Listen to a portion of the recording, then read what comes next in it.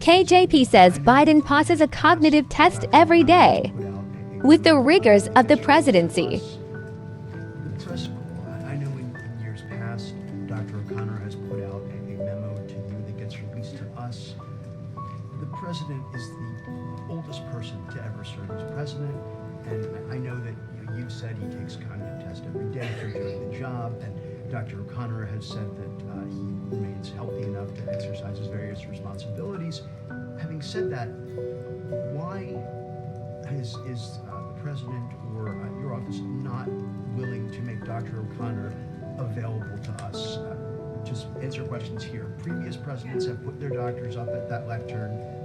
Why not this one? So a couple of things, Andrew. The president said that they thought he was too young. So, you heard from the president. He talked about this when he was asked. And so, look, as it relates to Dr. O'Connor, look, this is someone who has served under Republican and Democratic presidents in the White House as a military physician, extensively in the field as well.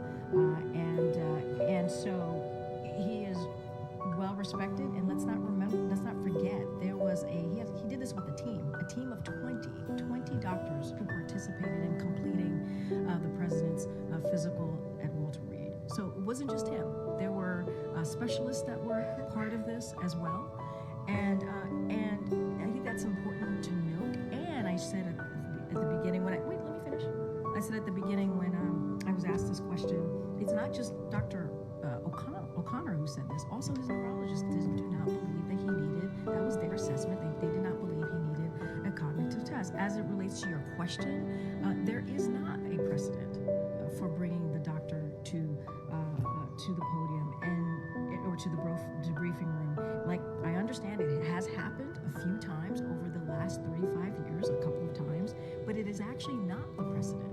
And so what Dr. O'Connor has done is he has put forward over the last 2 years a comprehensive, robust memo, as you just stated, that is sent to me, and then obviously we disseminated to all of you, that lays out in parts of the president's physical. And I think that's important. It is robust and it is comprehensive.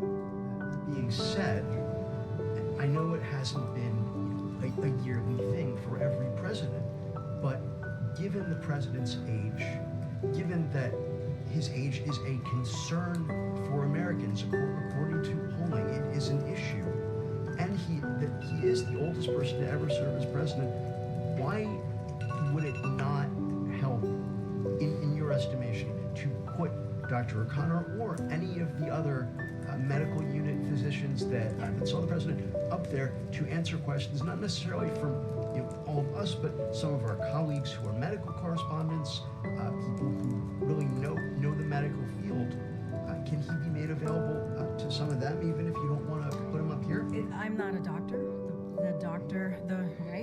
And that's why I'm telling you, and you will see from the doctor himself in a couple of hours, we will certainly make this robust, comprehensive memo, as we have done the last 2 years, available to all of you. And the reason I said I'm not a doctor is because his own doctor, his personal doctor, as well as the neurologist, has said that we don't need to have a cognitive test. As it relates to the doctor coming to the briefing room, it is not a norm. We're trying to get back to the norm that it used to be, where doctors don't come to the briefing room. It is not the norm. It is not. It has happened a couple times over the 35 years, but it's not the norm.